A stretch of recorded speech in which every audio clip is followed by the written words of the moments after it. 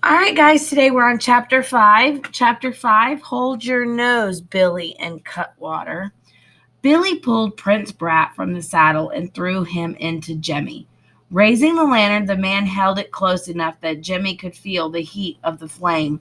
Billy was a big man. He saw big and raw as a skinned ox, and he smelled like a ton of garlic.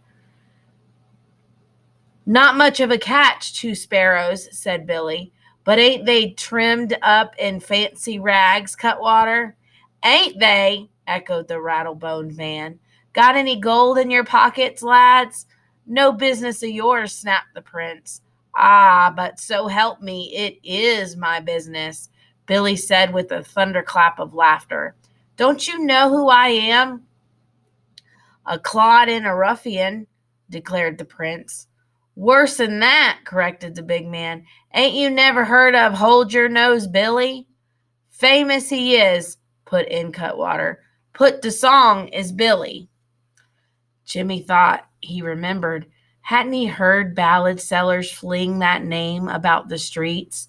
The exploits of Hold Your Nose something or other in verses by the yard. The highwayman, are you? The same. The murderer? Only in the line of duty. Hold your nose, Billy chuckled. So you won't mind if we take your horse and empty your pockets. Not a copper between us, said Jimmy. A prince didn't carry money, for he had no use for it, and Jimmy's accounts were kept on the books. What's in the basket?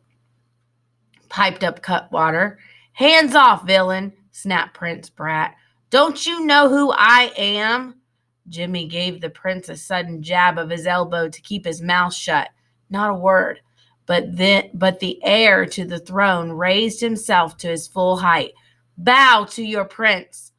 Fog swirled around the lantern. Bow to what? Asked Cutwater. I am Prince Horace, and I'm the Grand Turnip of China, Cutwater snickered. Dim-witted villains, shouted the prince. I command you to turn us loose, or Papa will hang the pair of you in chains. Hold your trap, Jemmy thought. Don't you have a thimbleful of brains? A prince would make a fine catch for these rogues. Me friend's muddle-headed, he declared. His paw's nothing but a rat catcher, but don't he put on airs, though. Got enough lip for 2 sets of teeth, chortled the big highwayman. Cutwater, take the lantern and fetch the horse. What do you reckon's in the basket, Billy? Plenty of time to find out. The lantern floated off. The evil-smelling Billy clutched each boy hard by the ear. Stir your legs, walk, and don't let me catch you on our turf again. Do I make myself clear?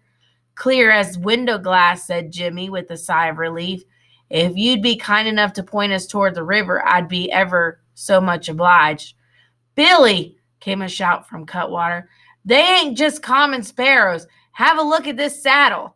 Hold your nose, Billy, hung on to the boy's ears. At the horse's side, Cutwater was holding the lantern close to the saddle. Skin me alive, declared the big man in awe. That's the king's own crest. We stole it, horse and saddle, Jimmy put in desperately. Bosh, retorted Prince Brat scornfully. Didn't I tell you who I was? Bow low, you fools, and be off. But the two men neither bowed nor fled. Hold your nose, Billy threw a bushy-eyed glance at his fellow outlaw. Cutwater, what do you reckon a genuine prince on the hoof is worth? His weight in gold, at least, Billy. Chapter 6, in which the plot thickens. Wisps of fog clung like tattered rags to the trees, and then the forest cleared, but so thick were the pines that the morning sun barely touched the ground. Hold Your Nose Billy pushed aside a low branch, revealing a rickety timbered hut with a moldy thatched roof. There's our castle, your young majesty, he said, chuckling.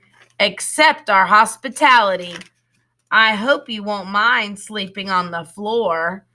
The floor was hard-packed earth. Braided garlic bulbs hung like knotted ropes from the rafters. I'm hungry, announced Prince Brat. And feast you will, said Hold Your Nose Billy.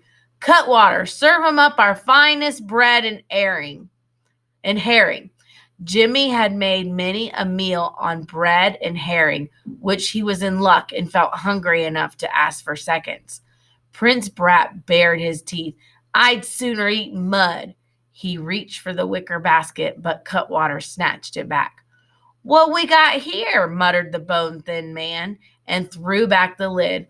Roll your eyes at this, Billy. Meat pies looks like, and fruit tarts, and a brace of roast pheasant. We'll eat like kings. Hands off, that's mine, the prince cried out. Was yours, yapped Cutwater. Locks, Jimmy thought. Hadn't the prince run away in royal style? He had even brought a china plate, a silver spoon, and a silver knife for himself. Digging around deeper in the basket, the garlicky outlaw called out to Cutwater, Bring the lantern closer. What's this? In the gloom of the hut, the big man lifted out a golden crown. That's mine, bleated the prince. Was yours, corrected Hold Your Nose Billy, placing the crown on the tangled nest of his hair.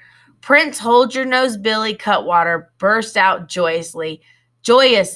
He began to scratch himself as if his shirt were crawling with fleas, which Jimmy thought it probably was. We're dog rich. That crown, a trifle, scoffed Hold Your Nose Billy. We can be richer and dog rich. The empty-headed prince, Jimmy thought.